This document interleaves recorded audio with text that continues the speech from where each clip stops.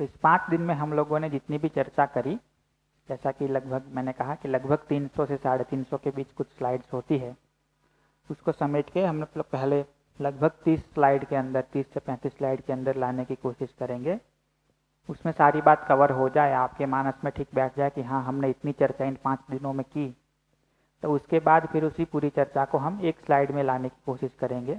उस एक स्लाइड से आपको ये मानस में बैठ जाए कि हाँ हमने इतनी चर्चा की, तो अंत में उसको एक शब्द में लाने की कोशिश करेंगे। तो हमने देखा था कि हम सभी की चाहना तो निरंतर सुख और समृद्धि की है, और इसको पूरा करने का जो कार्यक्रम है वो इस रूप में दिखता है कि हम अपने में व्यवस्था को, परिवार में व्यवस्था को, समाज में व्यवस्था को और प्रकृति अस्तित्व में व्यवस्था को समझे, उसको जिए। उसके लिए समझने का जो कार्यक्रम है वो है कि हम बिना माने, यहाँ कही हुई बातों को बिना माने जांचे परखे, जांचने परखने के लिए भी हमने एक तरीका देखा था, इसको आगे अभी विस्तार से देखते हैं। पूरी बात की शुरुआत में हमने ये कहा था कि समझ, संबंध, सुविधा तीनों हमारे लिए जरूरी है, ऐसा हम सभी को लगता है, लेकिन कहीं ना कहीं जीने के स्वरूप को देखेंगे तो सिर्फ सुविधाओं में ही हम जीना अपना सिमट के रख रहे हैं। तो ये सिर्फ सुविधा के क्षेत्र में जीना जानवरों के लिए तो पर्याप्त हो जाता है कि वो खा के आराम से बैठते हैं, आराम को कोई भय ना हो, कोई परेशान ना कर रहा हो, तो उनको और कोई दिक्कत नहीं होती। हम खा पी के एक जगह बैठ गए, फिर भी हमको परेशानी तो होती है यदि संबंध ठीक नहीं है। तो यदि हमको कोई समझ में नहीं आ रही बात, कुछ कन्फ्यूजन अपने अंदर है, कोई बेचैनी है, तो हम सिर्फ सुविधा से तृप्त नहीं होते हैं। तो इतने में जीने भर को हम कहते हैं जीव चेतना में जीना, पूरे में जीने को हम नाम देते हैं मानव चेतना में जीना। ये अभी जो जीव चेतना में जीना हो रहा है, उससे मानव चेतना में जीना हो जाए, यही परिमार्जन विकास है। और इसके लिए मुख्य रूप से क्या करने की जरूरत है, इसको इस पूरे शिविर में हमने कोशिश की कि हम उसको समझ पाए, पता लगा पाए। तो ये इसी बात को एक तरह से भी देखते हैं कि सिर्फ इतने दायरे में हम जीते हैं तो हम जीव चेतना में जीते हैं, और ये दायरा बढ़ता है, ये संक्रमण होता है तो हम मानव चेतना में जीते हैं। प्लस जितनी भी सुविधा हम जुटाते हैं उसको यदि सही समझ के साथ देखें तो सुविधा का सदुपयोग भी हम कर पाते हैं और अपने में समृद्धि का भाव महसूस कर पाते हैं। तथा सुविधा को जुटाने के लिए हम समझदारी वाले रास्ते अपनाते हैं तो हम किसी और का भी शोषण नहीं करते हैं, दूसरे की समृद्धि का भी ख्याल रख पाते हैं। अपनी समृद्धि को जुटाने के लिए हम समझदारी से आगे चलते हैं तो हम प्रकृति को भी शोषित नहीं करते, प्रकृति की भी समृद्धि बनी रहे उसका भी हम ध्यान रखते हैं। तो समझदारी पूर्वक सुविधा को जुटाने से हम उभय समृद्धि को, म्यूचुअल प्रॉस्पेरिटी को सुनिश्चित कर पाते हैं। संबंध तो है ही, संबंधों में भी समझदारी से जी ले तो संबंध में क्या भाव है, कौन कौन से भाव है, मुझे क्या स्वीकार होता है, अपेक्षाएं क्या है, कैसे जीना है, संबंध का लक्ष्य क्या है, पर्पस क्या है, इन सब चीज़ों को समझकर जीते हैं तो हम भी सुखी रह पाते हैं, दूसरे को भी सुखपूर्वक जीने का अवसर दे पाते हैं। तो संबंधों में समझदारी से जीने से हम उभय सुख को, म्यूचुअल हैप्पीनेस को सुनिश्चित कर पाते हैं। इसी में हमने पूछा था कि आपको ये सारी चर्चा के बाद क्या लगता है कि इसको सुनिश्चित करने का क्रम क्या हो। तो हम सबको यही स्वीकार होता है कि सबसे पहले समझदारी पे काम किया जाए, जितना समझते हैं उसको समझ के संबंधों में ठीक जीने का कार्यक्रम अपना शुरू किया जाए, और उसके साथ सुविधा वाला भाग तो कहीं ना कहीं चल ही रहा है, उसके लिए जो भी अपनी योग्यता जुटानी है उसको भी ठीक से दम लगा के किया जाए। ये भी करना ही है, जरूरी है, ठीक तरीकों से इसको भी पूरा करना ही है। फिर ये प्रश्न है कि ये अध्ययन करना कैसे है अपने में। तो जब भी हम अपने भीतर झांकते हैं तो हमको दिखता है कि कहीं ना कहीं अपने अंदर एक संवाद चलता है। जो आज की मेरी स्थिति मुझे दिखती है वो, और जैसा होना मुझे सहज स्वीकार है वो, इन दोनों के बीच एक संवाद चलता है। उदाहरण के तौर पे हमने देखा था कि हमको कभी अपने में संबंध दिखता है, कभी अपने में विरोध दिखता है, कभी किसी के साथ संबंध का भाव दिखता है, कभी किसी के साथ विरोध का भाव दिखता है। ये हमको अपने में दिखता है अपने होने के रूप में। हमको स्वीकार क्या है, हर वक्त संबंध का भाव। तो इन दोनों के बीच अपने में संवाद चलते रहता है।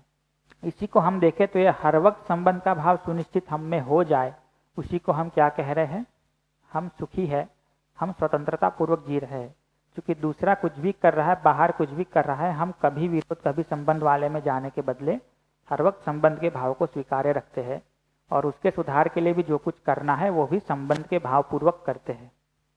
तो इसलिए हम सुखी है और स्वतंत्र है।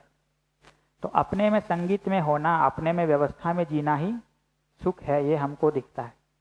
इससे अन्यथा में देखेंगे, बाहर वाला यदि ठीक जीता है तो हम संबंध के भाव से प्रस्तुत होते हैं, बाहर यदि कोई बुरा कुछ कर देता है तो हम विरोध के भाव से प्रस्तुत होते हैं। इसीलिए हमको ये दिखता है कि हम परतंत्र हैं। बाहर वाला तय कर रहा है कि हम सुख के भाव से प्रस्तुत होंगे या दुखी होकर के। तो ये अपने अंतर विरोध में अव्यवस्था में जीने के लिए बाध्य होना ही दुख है। अब ये सारा जो प्रस्ताव रखा जाता है, इसको कैसे जांचना है? एक तरीका हमने देखा कि इसको अपने में जांच के, अपनी सहज स्वीकृति के आधार पर जांच के देख सकते हैं कि हमको क्या स्वीकार होता है।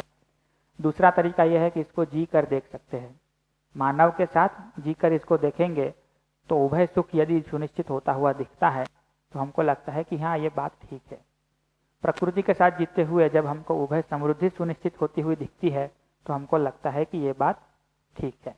यदि यहाँ जीने से पहले भी अपने में ठीक पा लेते हैं तो भी उसका बहुत सारा आराम हमको दिखता ही अपने में कि हाँ, ये बात ठीक है, इसको जीने में लाया जा सकता है। तो इसी तरह से जो भी बात यहाँ प्रस्ताव रूप में कही जाती है, इसको इस तरह से जांच परख करके, जी करके, देख के आप उसको अपनी समझ तक ले जा सकते हैं, इसको आपकी अपनी समझ बना सकते हैं। फिर आपको ये कहने की जरूरत नहीं पड़ेगी कि हमको शिविर में ऐसा कहा गया था इसलिए ऐसा है। आप खुद ये कहेंगे कि हाँ, ऐसा ही है, मैंने खुद जांच परख के देखा है, आप भी जांच परख कर लो। मानव की मूल चाहना के रूप में हमने काफी वो देखा था, तो हमको अपने मूल चाहना के रूप में सुख और समृद्धि की निरंतरता दिखती है। और सुख की व्याख्या हमने की संगीत में व्यवस्था में होना।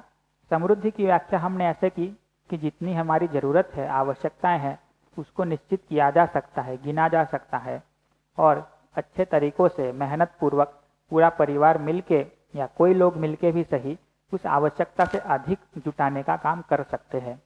जब ये आवश्यकता से अधिक होने का प्लस आवश्यकता से अधिक हम उत्पादन कर भी पा रहे हैं, उसका भाव अपने में सुनिश्चित होता है तो हम अपने आप में समृद्धि महसूस करते हैं।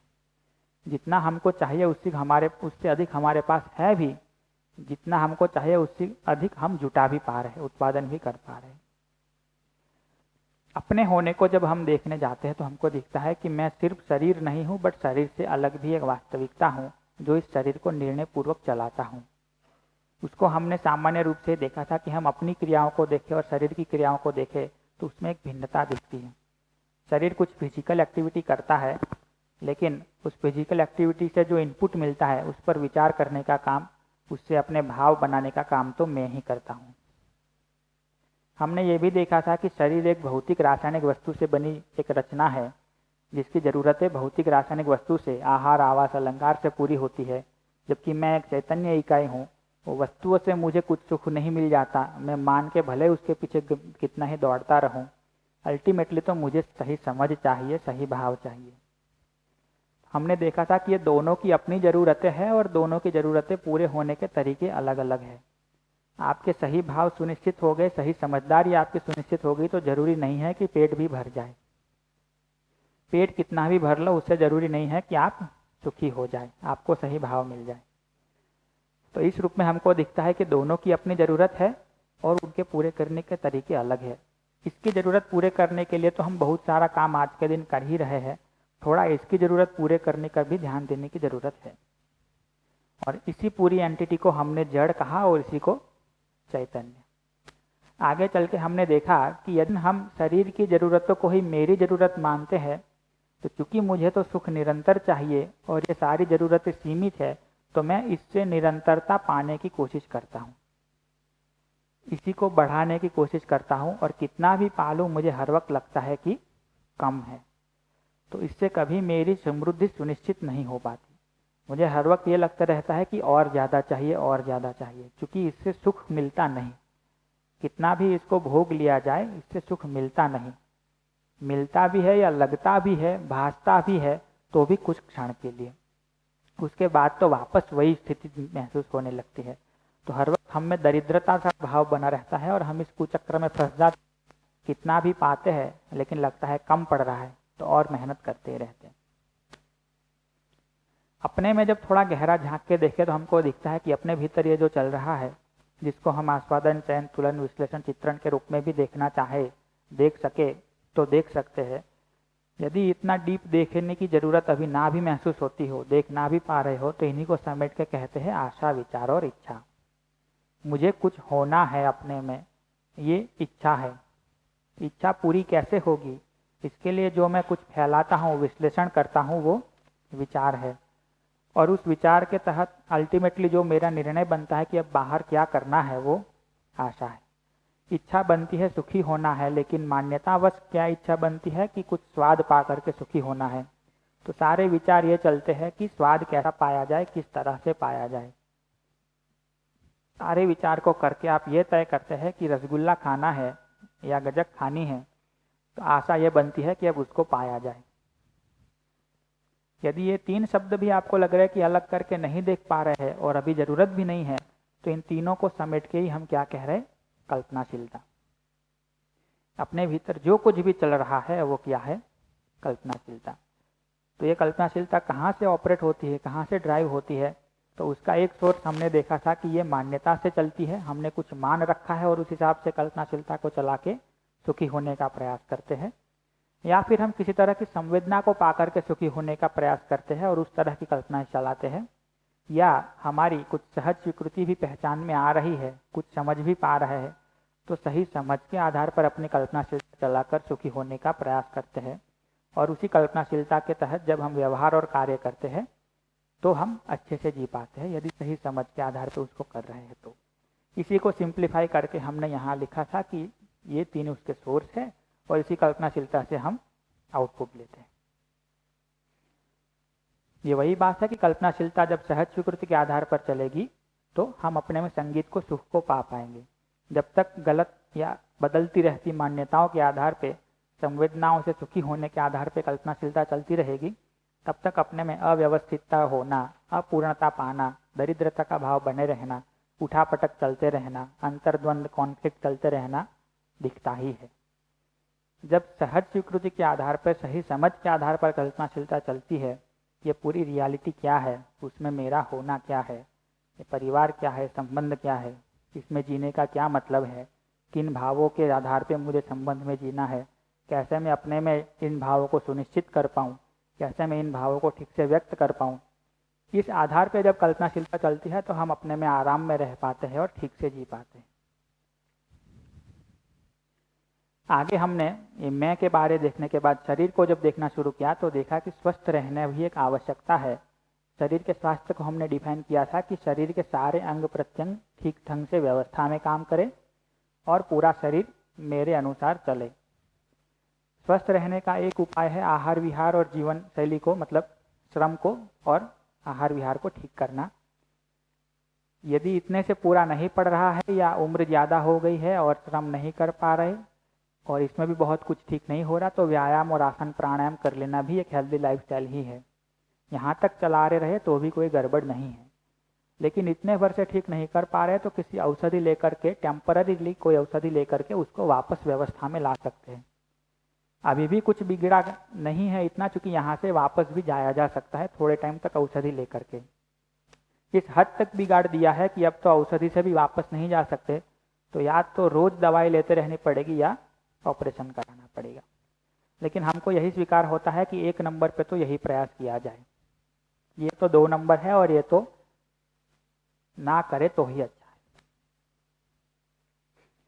इसी से हमने फिर समृद्धि को भी पहचानने की कोशिश की थी कि यदि मेरे में शरीर को जिम्मेदारी से चलाने का भाव है, जिसको मैं संयम नाम के भाव से पहचानता हूँ, तो कितना खाना है, कैसे कपड़े चाहिए, कितने कपड़े चाहिए, ये मैं तय कर पाऊंगा।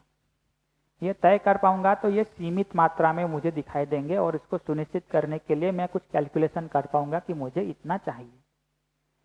लेकिन मैं संयम के बगैर सुखी होने के लिए यदि खाना खाना चाहता हूँ, सुखी होने के लिए कपड़े पहनना चाहता हूँ, तो मैं तय नहीं कर पाऊंगा कि कितना चाहिए, फिर वो अनिश्चित ही रहेगा, तो वहां से मेरी समृद्धि तय नहीं होगी। तो पहला भाग समृद्धि का है कि आवश्यक सुविधाओं को तय कर पाना। दूसरा भाग है उन सुविधाओं को जुटाने के लिए उत्पादन करना। तो पहला काम हमको ये लगता है कि पहले सुविधाओं को तय किया जाए, दूसरा काम है उसको जुटाने में लगा जाए। हम बिना तय किए जब जुटाने में लग जाते हैं तो ऐसा ही होता है कि बिना पेंदे के ग्लास को भरने की कोशिश किए जा रहे हैं, इसका कोई बेस नहीं बना, कितना चाहिए, कितने से मुझे तृप्ति मिलेगी, और भरने की कोशिश किए जा रहे हैं। ये सही समझ जब अपने में होगी तो आवश्यकता का निर्धारण कर पाएंगे, और कुछ हुनर होंगे, कुछ स्किल होगी तो उसको जुटा भी पाएंगे। इस रूप में हमें समृद्धि समझ में आती है। आगे हमने परिवार में व्यवस्था को देखा तो ये 9 भावों को एक एक करके हमने देखा था। जहाँ विश्वास को देखा था तो हमने ये देखा कि आश्वस्त होना किसी के प्रति वही विश्वास का भाव है। आश्वस्ति कैसे बनी रहे तो हमने देखा कि सुखी होने की चाहना तो मेरी भी है, दूसरे की भी है, लेकिन कहीं मेरी गड़बड़ हो योग्यता में, कहीं दूसरे की योग्यता में गड़बड़ है, उस कारण से हम दोनों ही गलती कर बैठते हैं। लेकिन जब मेरी गलती होती है तो मैं अपनी चाहना को देख के ये मान लेता हूँ कि मैं तो ठीक ही हूँ, तो ठीक ही चाहता हूँ। दूसरे से गलती होती है तो हम उसकी योग्यता में कमी जो है उसको उसकी चाहना मान लेते हैं और कहते हैं कि वो गलती करना चाहता है, वो मुझे दुखी करना चाहता है। चाहना पे शंका होना ही संबंधों के टूटने का या अपने में भी खीज चढ़ने का, गुस्सा आने का मुख्य कारण है। जब चाहना पे शंका नहीं रहेगी और हम ये देख पाएंगे कि मैं भी सुखी समृद्ध होना चाहता हूँ, दूसरा भी सुखी समृद्ध होना ही चाहता है, तब हम दूसरे पे विश्वास कर पाएंगे। कहीं गलती उससे भी हो सकती है, बट चाहता तो वो भी सुखी समृद्ध होना ही है। दूसरा हमने ये देखा था कि इसी क्रम में जब हम सम्मान को, उसकी योग्यता को देखने जाएंगे तो ये दिखता है कि उसकी योग्यता का सही आकलन करना ही उसका सम्मान है। जितनी उसकी योग्यता है उससे अधिक मान लेना अधिमूल्यन, उससे कम मान लेना अवमूल्यन, उससे कुछ अन्यथा ही मान लेना अमूल्यन या निर्मूल्यन, ये तीनों ही अपमान है। अपमान पूर्वक जीना ना हमको स्वीकार होता है ना किसी और को। तो हम किसी की योग्यता को ठीक ठीक देख पाए वही उसका सम्मान है। हम अपनी योग्यता को ठीक ठीक देख पाए ये अपना खुद का सम्मान है। जब हम अपना खुद का सम्मान कर लेते हैं, हमको पता है कि मेरी योग्यता इतनी है, तो दूसरा मेरे बारे बहुत बढ़ा चढ़ा के बात करता है तो भी मैं अपने में स्थिर रह पाता हूँ, क्योंकि मुझे पता है मेरी योग्यता इतनी है। जब मुझे पता है मेरी योग्यता इतनी है, तब कोई मेरे बारे बहुत बुरा भरा भी बोलता है तब भी मैं स्थिर रह पाता हूँ, क्योंकि मुझे पता है कि मेरी इतनी योग्यता तो है। तो जब हम अपना सम्मान कर लेते हैं, जब हम अपनी योग्यता का ठीक ठीक आकलन कर लेते हैं, तो अपना सम्मान करने के बाद दुनिया का कोई आदमी हमारा अपमान नहीं कर सकता। वो चाहे कुछ भी कर ले, वो अपमान हमको लगेगा नहीं, क्योंकि हमने हमारी योग्यता को जांच लिया है, हमको पता है हम यहाँ खड़े हैं। अब जब ये योग्यता को जांचने जाते हैं तब ये दिखता है कि मेरा लक्ष्य और दूसरे का लक्ष्य तो समान है। उस लक्ष्य को पाने के लिए जो मुझे करना है वही दूसरे को भी करना है, और उस लक्ष्य को पाने की जो क्षमता मेरी है वो क्षमता दूसरे में भी है। तो लक्ष्य, कार्यक्रम और क्षमता के रूप में हम दोनों समान हैं। दूसरे को समान रूप में स्वीकारना ही सम्मान का सबसे न्यूनतम भाग है, कि लक्ष्य भी उसका वह है, मेरा भी वो है, कार्यक्रम भी उसका वही है, मेरा भी वही है, क्षमता भी हम दोनों की समान है। लेकिन जहाँ हम योग्यता को जांचने जाते हैं तो हमको ये दिखता है, हम ये पाते हैं कि या तो दूसरे की योग्यता मुझसे अधिक है। यदि दूसरा मुझसे ज़्यादा समझदार, जिम्मेदार है तो मैं उससे कुछ सीखने समझने के लिए तत्पर रहता हूँ। यदि हम ये पाते हैं कि मेरी योग्यता दूसरे से अधिक है तो हम उसके साथ जिम्मेदारी पूर्वक जीते हैं, तब तक कि जब तक वो हमको अपने से श्रेष्ठ स्वीकार के हमसे सहयोग ना मांगे, और जब भी वो सहयोग मांगे तो हम सहयोग करने को तत्पर रहते हैं। इस रूप में हमें दिखता है कि लक्ष्य, कार्यक्रम, क्षमता में हम दोनों समान हैं, योग्यता के मामले में हम दोनों पूरक है, एक दूसरे के कॉम्प्लीमेंट्री है। इस तरह से जब जीते हैं तो हम किसी का भी पूर्ण सम्मान कर पाते हैं। जब हम किसी की चाहना पे डाउट नहीं करते, उसको ठीक देख लेते हैं, उस पर विश्वास करते हैं, किसी की योग्यता को जांच के या तो उससे सीखने समझने को तैयार होते हैं या उसको सहयोग करने को तैयार होते हैं, तब हम उसको अपने संबंधी के रूप में स्वीकारते हैं। संबंधी के रूप में स्वीकारने को ही हम कहते हैं उसके प्रति स्नेह का भाव। जब भी हम किसी को अपने संबंधी के रूप में स्वीकार पाते हैं, तब उसके शरीर के पोषण संरक्षण की भी जिम्मेदारी हम ले पाते हैं और उसके संस्कारों की भी जिम्मेदारी हम ले पाते हैं। शरीर की जिम्मेदारी ले पाने को ही हम ममता कहते हैं, और मैं की जिम्मेदारी को ले पाने को ही, उसी भाव को वात्सल्य कहते हैं। इसी क्रम में जब हमको ये दिखता है कि जिन लोगों ने इन चारों लेवल की समझदारी को अपने में सुनिश्चित करने में सफलता पाई है, जिनमें यह समझदारी की पूर्णता है, उनके प्रति हमारी श्रद्धा बनती है और हम उनके जैसा बनने का प्रयास करते हैं। हमको दिखता है कि जो खुद इतना समझदार भले अभी नहीं हो पाए हैं, लेकिन जिन्होंने उस श्रेष्ठता को पाने का प्रयास तो किया ही है, तो उनके प्रति गौरव का भाव बनता है। जिन्होंने मेरी श्रेष्ठता के लिए सब कुछ प्रयास किया है, उनके प्रति कृतज्ञता का भाव बनता है। और उसी के साथ हम जब धीरे धीरे फैलते हैं तो दिखता है, अपने भाव को फैलाते हैं तो दिखता है कि एक के साथ संबंध का भाव या कई के साथ संबंध का भाव स्नेह है, वही भाव जब सभी के प्रति हो जाए तो प्रेम है। और हमने ये भी देखा कि ये प्रेम पूर्वक जीना या न्याय पूर्वक जीना अखंड समाज की नींव है। न्याय पूर्वक जीने को भी हमने देखा था कि हम बिना शर्त दूसरे को संबंधी के रूप में पहचान पाए, स्वीकार पाए, उसके साथ भाव को पहचान पाए, उन भावों को जी पाए। जब वो भाव दूसरे तक भी पहुँचे तो वो भी अपने में तृप्ति महसूस करे, हम भी वैसा जीने की तृप्ति महसूस करें, तो वही उस व्यक्ति के साथ न्याय है। हम भाव को ना पहचाने और अन्यथा व्यवहार करें जिससे वो भी दुखी हो, हम भी दुखी हो, तो वो अन्याय है। तो संबंधों में न्याय को भी हमने इस रूप में देखा था। समाज में व्यवस्था को देखा तो हमने पाया कि हर व्यक्ति सुखी समृद्ध होना चाहता है, लेकिन हर व्यक्ति में सुख समाधान के रूप में दिखता है और समृद्धि परिवार के लेवल पे स्थिर होती है, सुनिश्चित होती है। समाज में हमको अभय चाहिए, विश्वास की निरंतरता चाहिए और प्रकृति में संतुलन चाहिए। इसी लक्ष्य को पाने को हम जब देखते हैं तो हमको लगता है कि पहले तो ये सुनिश्चित होना है, फिर ये और अंत में ये। इन चारों लक्ष्य को पूरा करने के लिए शिक्षा, संस्कार, स्वास्थ्य, संयम, उत्पादन कार्य, न्याय, सुरक्षा और विनिमय कोष जैसे 5 आयाम हमको दिखते हैं, जिसको हमने काफी फैला के कल देखा था। शिक्षा संस्कार के भी ठीक से फैला के हमने बात कर ली थी। प्रकृति में व्यवस्था को आज ही हमने देखा। पदार्थ अवस्था, प्राण अवस्था और जीव अवस्था, इन तीनों अवस्थाओं के बीच एक सुंदर व्यवस्था तो बनी हुई है ही। हम भी उस व्यवस्था को समझकर उस व्यवस्था में जिम्मेदारी से जीने लगे तो ये धरती स्वर्ग बन सकती है। अस्तित्व की व्यवस्था को हमने देखा तो एक एक इकाई व्यवस्था में दिखती है, जो शून्य में संपृक्त है, शून्य में ऊर्जित है, उसी में नियंत्रित है। उसी को जब पूरे विकास के क्रम के रूप में देखते हैं तो हमको ये दिखता है कि एक परमाणु से शुरू होकर के मानव शरीर तक विकास हुआ, उसमें चैतन्य ने प्रवेश किया है। इतना काम हो चुका है, थोड़ा सा काम ये बचा है कि अब ये मानव है सही समझ से इस पूरी बात को समझ ले और इसमें व्यवस्था पूर्वक जीने लगे।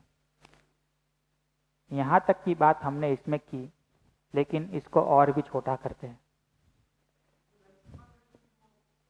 लंच के बाद करते हैं। तो पूरी बात को समेट के एक सार के रूप में हमने देखा, अब उसको सारांश के रूप में देखते हैं। तो अपने में देखेंगे, ये दिखता है कि हमको निरंतर सुख चाहिए। निरंतर सुख से जीने की इच्छा हमको अपने में दिखती है।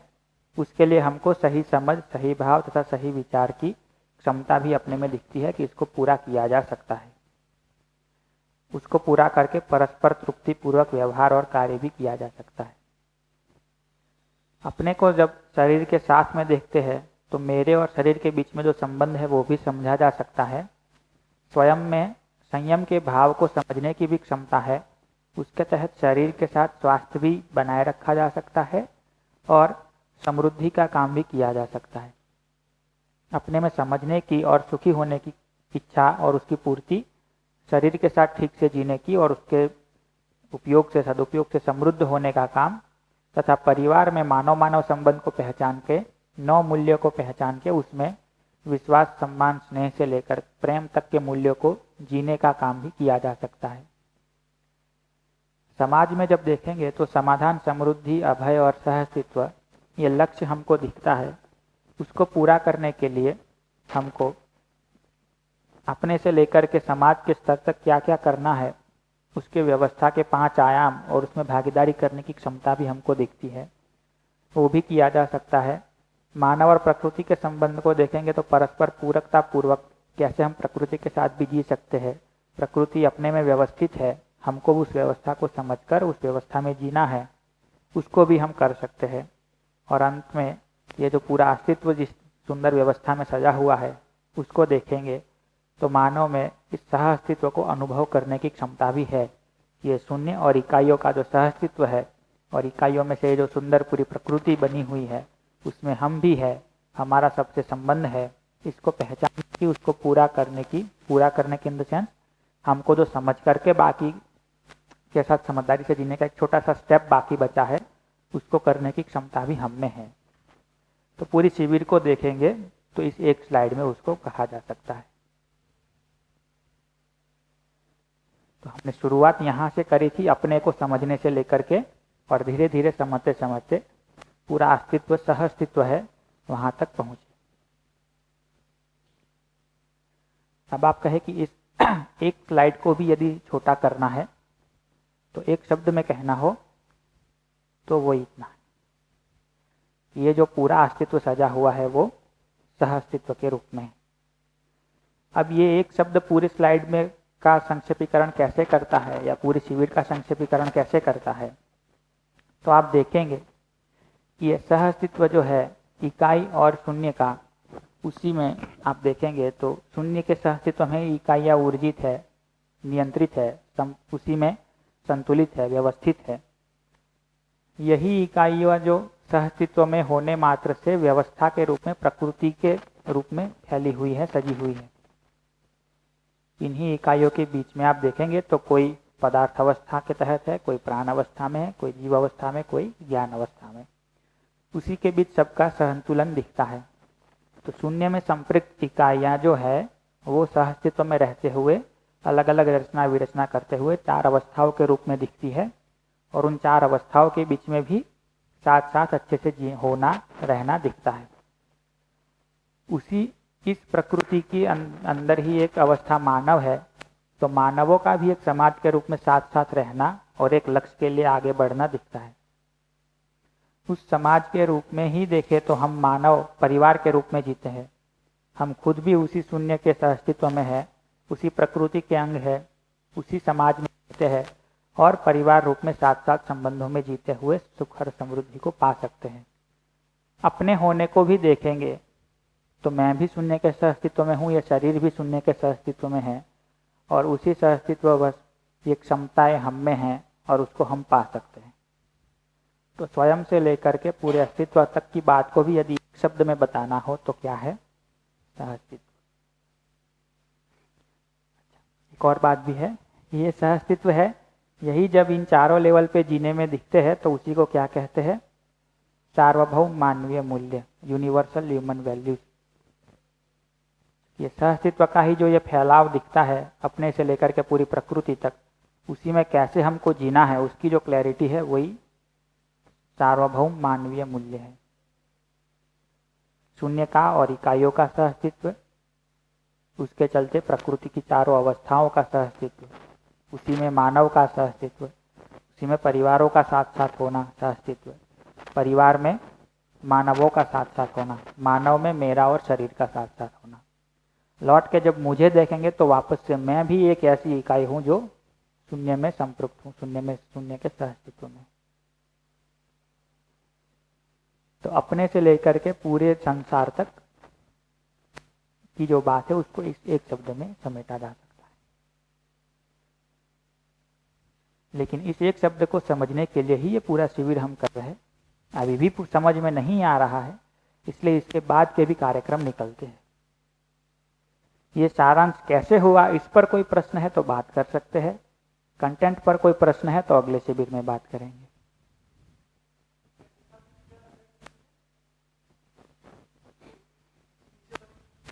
यहाँ सहअस्तित्व कैसे साबित किया? ऐसे ये मैं जो हूं वो भी शून्य के सहअस्तित्व में ही हूं, और जब इस सहअस्तित्व को अनुभव कर पाता हूं तभी निरंतर सुख को पा सकता हूं।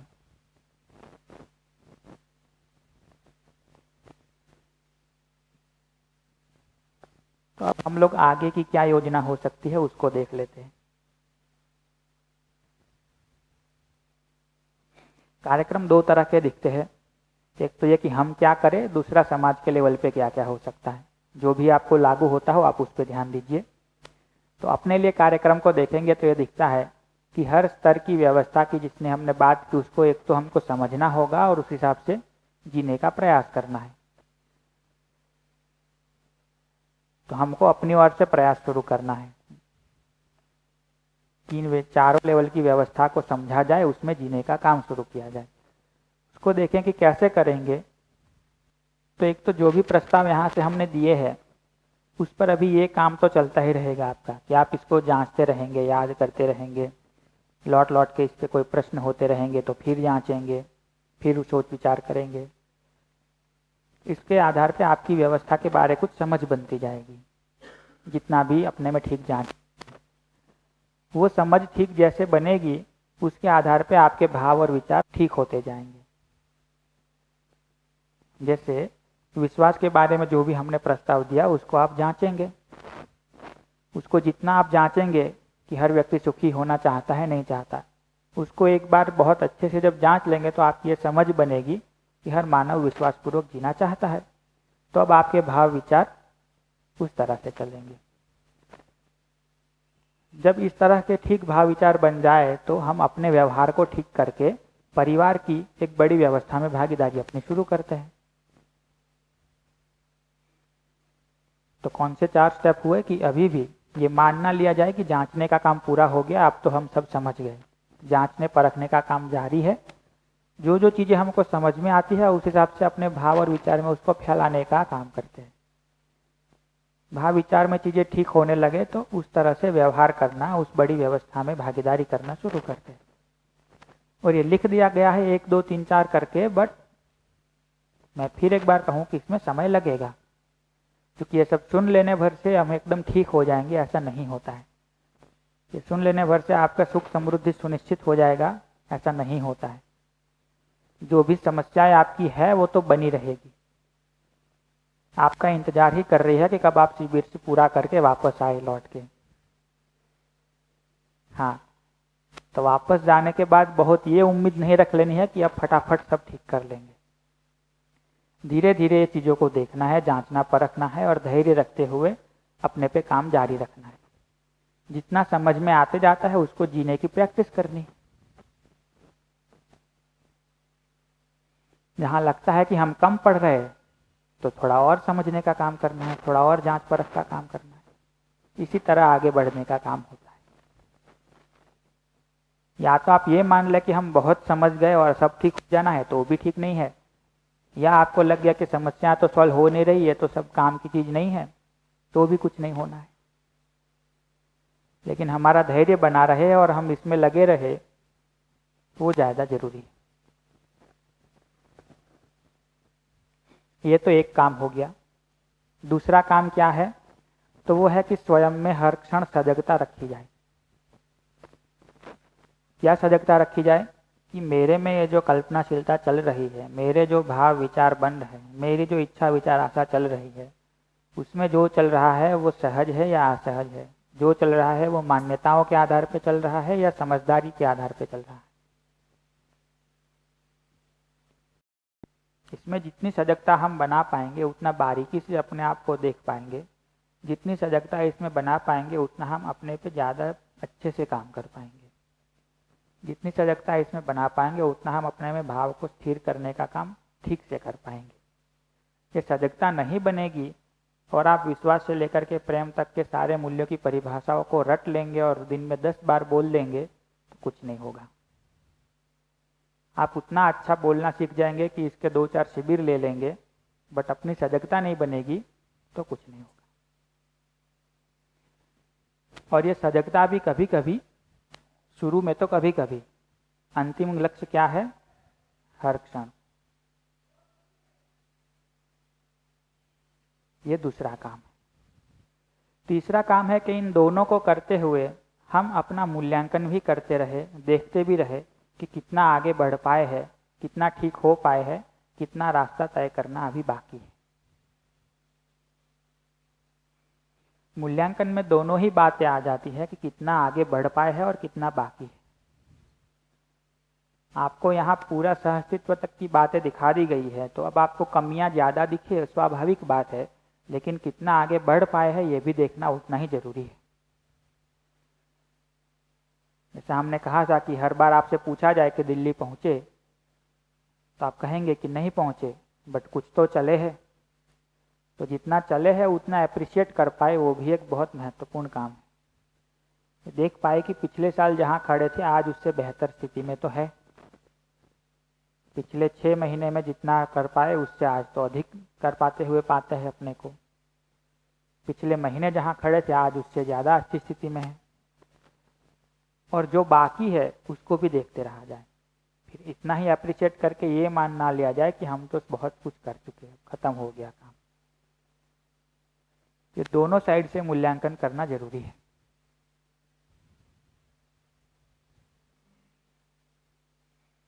इसी बात को यहाँ लिखा है कि जब आप अपने में जांच परख करेंगे तो आपको दिखेगा कि जैसा होना मुझे वास्तव में सहज स्वीकार है, जो मेरी सहज स्वीकृति है, वो आपको दिखेगी। अपने में आप क्या चाहते हैं, कैसा होना चाहते हैं, कैसा जीना चाहते हैं, वो दिखेगा। और जैसे जैसे उस पर काम करते जाएंगे वैसे वैसे आप व्यवस्थित होते जाएंगे और ये देख पाएंगे कि मेरे में कुछ तो बदलाव हो रहा है, मेरी योग्यता कुछ तो बढ़ रही है, उसका मूल्यांकन भी कर पाएंगे। तो ये अपने लिए करने का कार्यक्रम है।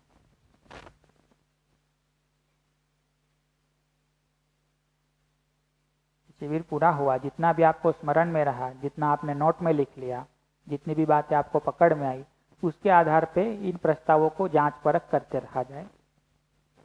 जो भी ठीक लगता है उससे अपनी समझ बनती है, उस समझ के आधार पे अपने भाव विचार को फैलाने का काम किया जाए। भाव विचार जितने ठीक से फैलेंगे उतना हम अपने में जीने में, अपने व्यवहार में, अपने कार्य में उसको ला पाएंगे, खुद व्यवस्थित ढंग से जी पाएंगे और किसी बड़ी व्यवस्था में ठीक भागीदारी कर पाएंगे। जैसे कि परिवार में भागीदारी कर पाएंगे, जैसे कि स्कूल कॉलेज में ठीक से जी पाएंगे, जैसे कि जहाँ काम करते हैं वहाँ ठीक भागीदारी कर पाएंगे। दूसरा काम यह है कि अपने प्रति सजगता बनाई जाए, अपने होश को बढ़ाने का काम किया जाए। बहुत सारा काम जो हम बेहोशी में करते रहते हैं, अपनी कल्पनाशीलता के प्रति ध्यान नहीं रहता है, धीरे धीरे हर क्षण उस पर ध्यान बना रहे हमारा, उस काम को किया जाए।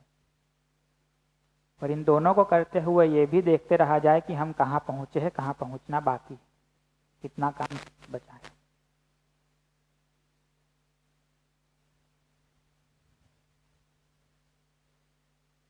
तो इसमें सजगता की भी जरूरत है, ये जांच परख करते रहने की भी जरूरत है, और धैर्य बना करके समय समय पे अपना मूल्यांकन करते रहने की भी जरूरत है। बहुत उतावलापन भी इसमें काम नहीं करता, बहुत लेजीनेस भी काम नहीं करती कि हो जाएगा सब।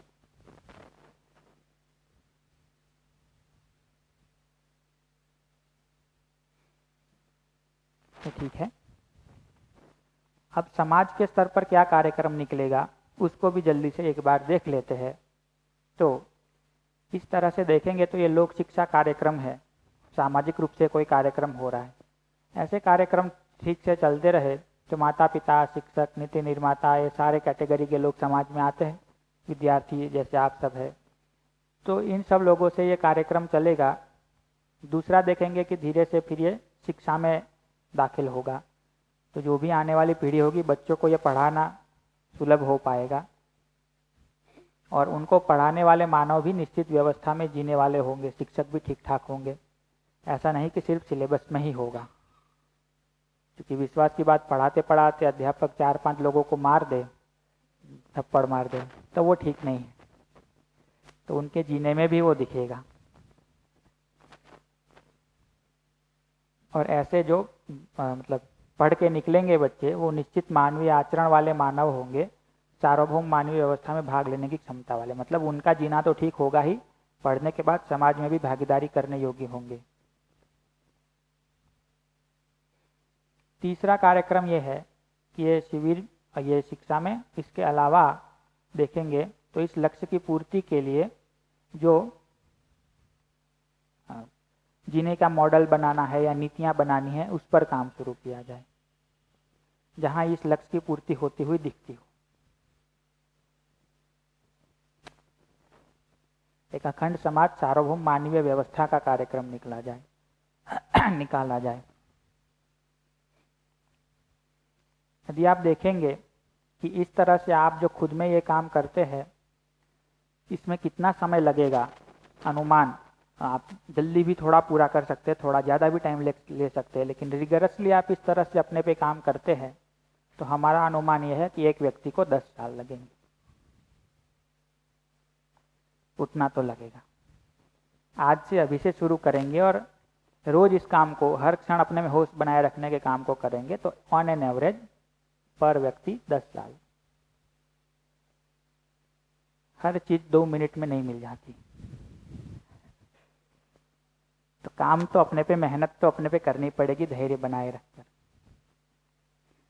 ऐसे देखेंगे कि आप 10 साल में तैयार हो गए, 10 साल के बाद यही करना है कि 10 और लोगों की जिम्मेदारी लें।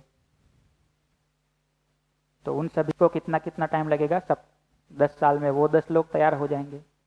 वो 10 लोग कितनों की जिम्मेदारी ले? फिर 10-10 लोगों की। बस उसी तरह कोई एक व्यक्ति भी इस काम को रिगरसली शुरू कर दे, 10 साल में वो तैयार हो जाए, आने वाले 10 साल में 10 और लोगों को तैयार कर दे, सिर्फ 10 लोगों को। कोई 100,000 लोगों की भीड़ इकट्ठी करने की जरूरत नहीं। एक व्यक्ति 10 साल में खुद तैयार हो, आने वाले 10 साल में सिर्फ 10 लोगों को तैयार करे। इसी तरह यदि हम चलते रहे तो आप खुद भी कैलकुलेट करके निकाल सकते हैं कि सिर्फ 100 वर्षों में धरती पूरी समझदार हो सकती है। और जब हम ये सुबह लाखों अरबों सालों की बात करते हैं, मानव सभ्यता के हजारों वर्षों के इतिहास की बात करते हैं, उसमें 100 वर्ष में कोई बदलाव, इतना बड़ा बदलाव हो जाना कोई मतलब 100 वर्ष ज़्यादा टाइम नहीं है। एकदम ही जिस जगह हम खड़े हैं वहाँ से धरती स्वर्ग बन जाए, हर कोई समझदार जिम्मेदार हो जाए, हर परिवार सुखी समृद्ध हो जाए, हर मानव अपने में समाधानित हो जाए, इस जगह पर पहुँचा जाए, तो ये 100 वर्ष कोई ज़्यादा टाइम नहीं है।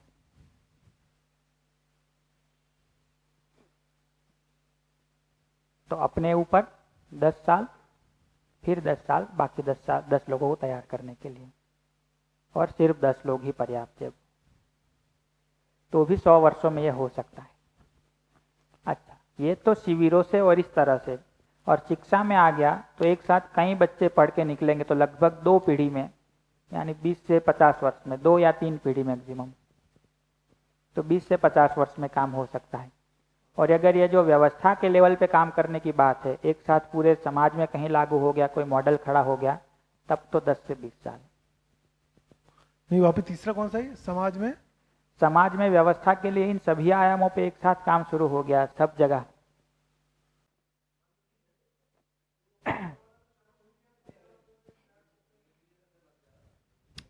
नहीं, मुझे ये लगता है जब भी मैं इस स्लाइड को देखता हूँ ना, मैं तो 2017 से देख रहा हूँ इस स्लाइड को, जब से शिविर, मैं तो ये देखता हूँ कि ये सब तो होगा ही, जितनी भागीदारी होगी करेंगे, कम से कम अपने 10 साल तो डेडिकेट किए जाए।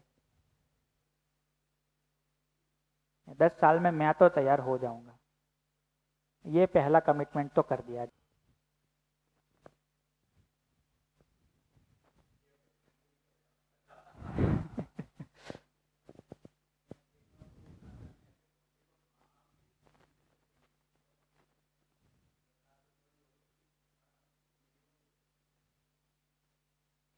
इसमें दिक्कत बस यही है, ये देखेंगे ना आप कि ये अपने लिए देखे तो यही कार्यक्रम है, बट जनरली जो मैं देखता हूँ सभी में एक ही चीज़ की कमी है, वो है धैर्य की, और दूसरा 2 चीज़ की कमी है, धैर्य और इसको करने की निष्ठा। कहीं ना कहीं ये निष्ठा कम पड़ जाती कि ये मुझे करना है अपने में, और बहुत सारी जगह मन लग जाता है। दूसरा है कि और बहुत सारी जगह है जो मन लग जाता है या इसमें टाइम लगता है, उसके कारण हमारा धैर्य कम पड़ जाता है। हमको लगता है ये चीज़ तो अभी सॉल्व हो जाए, ये जो मेरा गुस्सा है या मेरा ये वाला भाव है या परिवार की ये स्थिति है, यहाँ ये है, वो सब अभी सॉल्व हो जाए। ये जब लगता है तो फिर ये हमको 10 साल बहुत लगने लगते हैं। और ये भी है कि ये 10 साल में हम आपका कुछ भी छीन नहीं रहे, या आपको कुछ भी छोड़ने की जरूरत नहीं। जो भी कर रहे करते रहिए, जो भी पढ़ाई कर रहे, नौकरी कर रहे, व्यापार कर रहे, वो करते रहिए, बस अपने पे ध्यान देते रहिए और इन चीज़ों को ठीक करते रहिए। आपके अलग से 10 साल थोड़ी न कोई मांग रहा है, घर से बाहर निकल जाइए, ये सब छोड़ दीजिए। जो भी कर रहे करते रहिए, बस ये चीज़ें करते रहिए, अपने में जांच परख करते रहिए, जो समझ बने उसको अपने भाव विचार में फैलाइए, उस तरह से जिए, अपने कल्पनाशीलता को देखते रहिए, गलत दिखे उस पर काम करते रहिए। अपना मूल्यांकन करते रहिए। वो तो आप कुछ भी काम करते करते कर सकते हैं, कोई भी काम करते करते ये तो किया ही जा सकता है। हाँ, अच्छा, इसमें आपको प्रश्न ये भी होगा कि यदि ये 10 साल लगेंगे तो ये बीच में कहीं कोई हमको तृप्ति नहीं मिलेगी, 10 साल के बाद ही सुखी होंगे, ऐसा नहीं है। आप 6 महीना भी ठीक से काम कर लेंगे, बहुत सुख मिल जाएगा, बहुत आराम आ जाएगा और आपकी गति तेज हो जाएगी। दूसरे 6-8 महीने ठीक से अपने पे काम कर लिए और बहुत सारे आराम अपने में पा लेंगे। एक समय आपको ये भी लगेगा कि 10 के बदले 20 लग जाए तो भी कोई बात नहीं, मजा आ रहा है, सुख तो बढ़ ही रहा है अपना। ये तो फाइनल पहुंचने के लिए 10 साल बता रहे हैं, 2-3 साल में बहुत सारा ठीक हो जाता है, ठीक से कर ले तो। ऐसा नहीं है कि 10 साल तक तो एकदम कठोर तपस्या करनी है तब तक कोई सुख नहीं मिलेगा आपको, ऐसा नहीं है।